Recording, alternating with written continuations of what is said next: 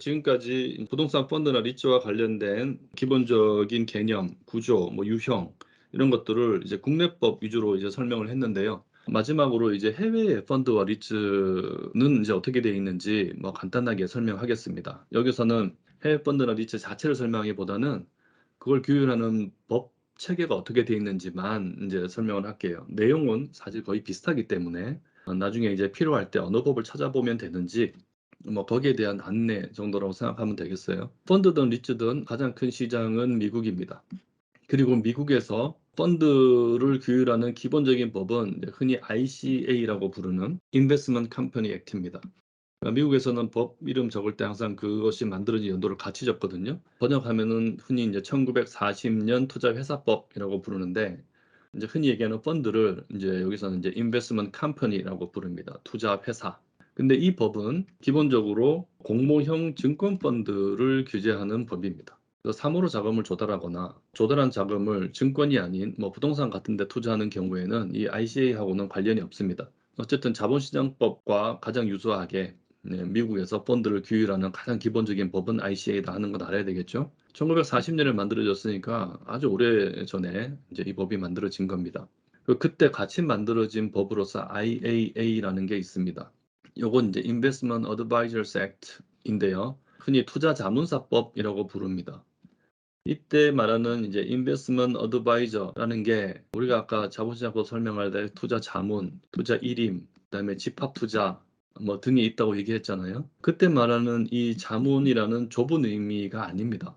미국에서는 Investment Advisors라고 하면 이런 모든 서비스를 제공하는 자를 포괄해서 Investment Advisors라고 합니다. 그러니까 우리가 흔히 말하는 이제 이 집합 투자 기구, 즉 펀드를 운용하는 펀드 매니저도 넓은 의미의 이 인베스트먼트 어드바이저스 안에 포함이 됩니다. 그러니까 이 펀드 매니저를 규제하는 법이죠.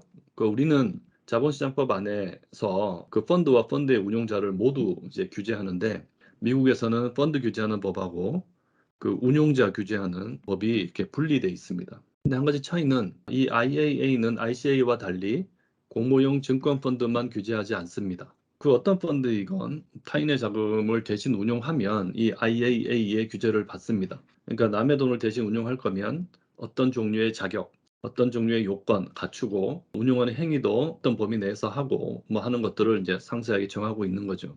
그래서 결국 공모용 증권펀드 아닌 이제 사모펀드는 IAA에 의해서 규제를 받게 되고요. 부동산 펀드도 당연히 이제 이 펀드에 의해서 규제를 받습니다. 사모로 자금을 모집하는 부동산 펀드는 직접적으로 이제 IAA에 의해서 규율된다. 이제 이렇게 이해를 하면 되겠습니다. 그래서 이 IAA에 의해서 인베스트먼트 어드바이저들은 사모펀드를 운용하더라도 그와 관련된 내용들을 보고하고 이렇게 해야 되는데요. 이제 거기서 사모펀드의 종류도 보면은 헤지 펀드, PEF 등등 여러 가지 있거든요. 이제 여러분들 투자론 시간에 자세하게 배우게 되는데 그 중에서 이제 REF가 이제 포함이 돼 있습니다. 그리고 이런 ICA에서 규율하는 것이건 IAA에 의해서 규율하는 것이건 이제 우리가 이제 흔히 펀드라고 얘기하면 이제 미국에서도 온갖 형태의 법적 실체를 다 이제 포괄을 하고 있어요. 어떤 형태로 만들 수 있다 이렇게 정하기보다는 그게 회사건 뭐건 어떤 형태로 만들어졌건 이런 행위를 하면 이 법의 규제를 받는다라는 식으로 정하고 있는데, 실제로 미국에서 가장 많이 사용되는 법적 실체는 리미티드 파트너십이라는 겁니다. 리미티드가 이제 유한이라는 말이잖아요. 아까 자본시장법상의 법적 실체를 설명하면서 유한회사, 유한 책임회사 이런 얘기 했는데, 그럴 때 이제 쓰는 그 유한의 의미로의 리미티드가 맞습니다. 그 여러 사람이 이제 함께 투자한다고 해서 이제 파트너십인데, 이 리미티드 파트너십이라는 법적 실체를 제일 많이 이용합니다. 여기 안에는 이제 파트너십이니까 파트너들이 있는데, 제너럴 파트너와 리미티드 파트너라는 두 가지 종류의 주체가 이제 여기에 관여가 됩니다. 이 제너럴 파트너는 이 파트너십의 운영을 책임지고 이 파트너십이 갖고 있는 부채에 대해서 이제 무한 책임을 지는 이제 그런 주체고요. 이 리미티드 파트너는 자기가 투자한 돈 범위 내에서만 유한 책임을 지고, 그리고 이 리미티드 파트너십의 운영을 GP에다 맡기는 그런 주체를 말합니다. 그러니까 우리가 흔히 말하는 이제 펀드 매니저 또는 AM을 하는 자가 이 GP고요. 우리가 흔히 말하는 투자자가 바로 이 LP입니다. 그래서 사모펀드 시장에서는 펀드 매니저, 투자자 이 용어 대신에 GP, LP라는 말도 많이 씁니다.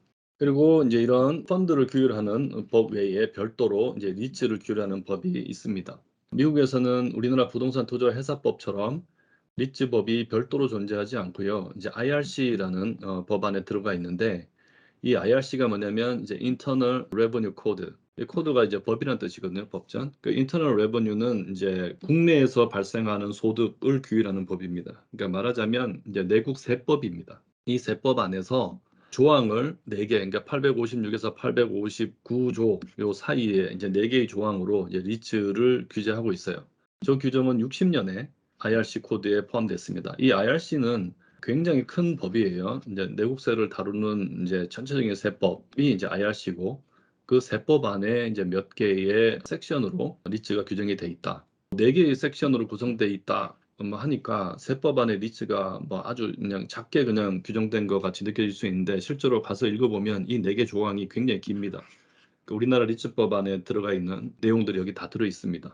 이 별도의 법에 의해서 리츠가 규제되고 있다.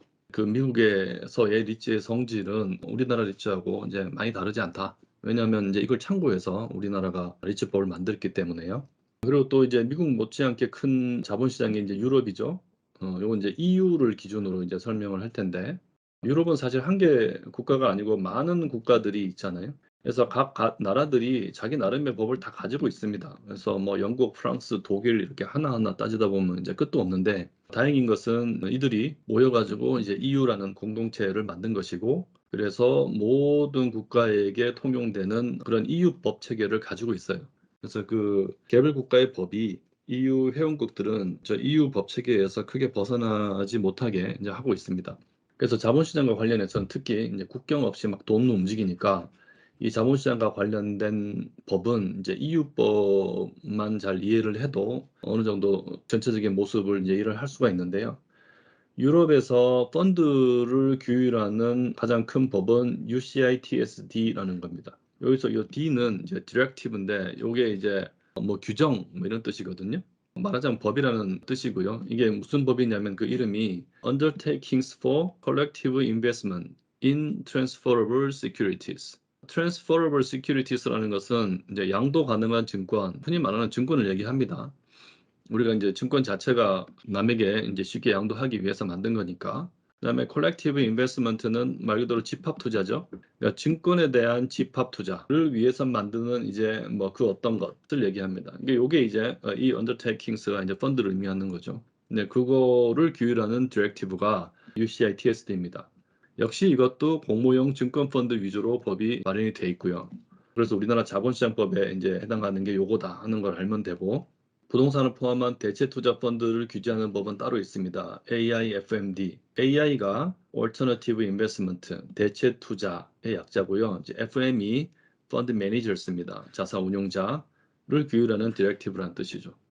미국하고 체계가 좀 비슷하죠. 대체 투자 자산 운용자를 규제합니다.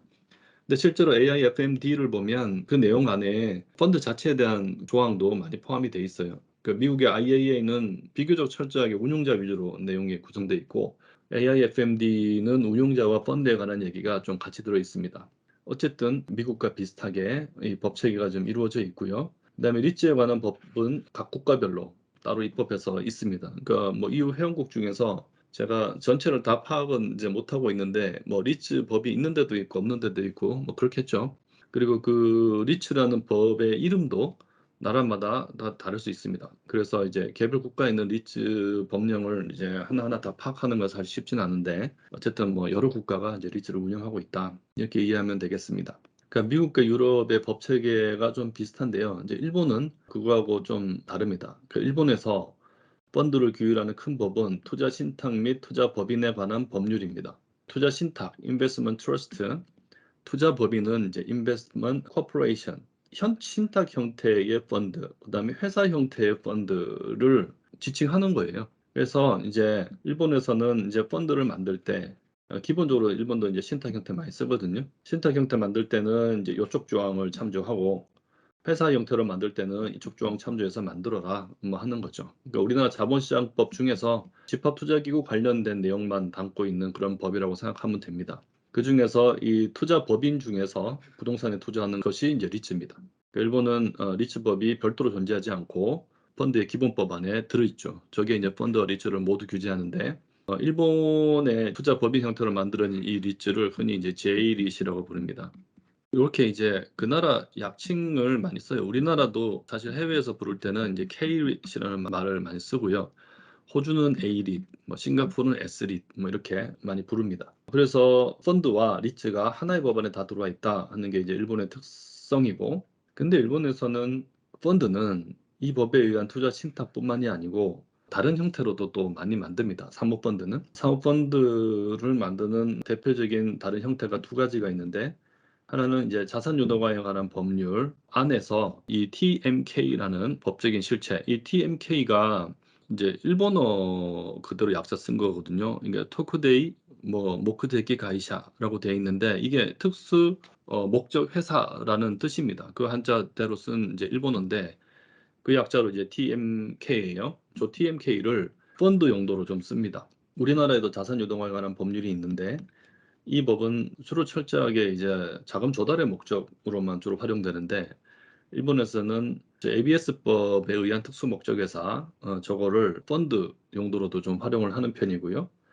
그리고 회사법과 상법, 그러니까 우리로 치면 이제 상법이죠. 그것에 의한 이제 GK-TK 스트럭처라는 것도 많이 쓰는데 저기서 이제 GK는 유한 책임회사, 그다음에 TK는 익명조합을 의미하는 뭐 고도가이샤, 토쿠메이 구미아이 뭐 이런 일본어의 약자예요. 저런 이제 두 가지 형태의 실체를 이제 아래 위로 두고 구조화해 가지고 또 펀드로 활용을 합니다. 그래서 여러분들이 이제 일본 펀드와 관련된 사모펀드와 관련된 내용들 보다 보면 투자 신탁도 있고 TMK도 있고 뭐 GKTK도 있고 이런 용어들을 만나게 됩니다. 뭐 저 용어들과 법 이름을 뭐 깨알같이 외울 필요는 없지만 대충 이제 저렇게 돼 있다 하는 정도의 어떤 제도의 현황 정도만 알고 있어도 해외 자료를 볼 때 도움이 많이 됩니다.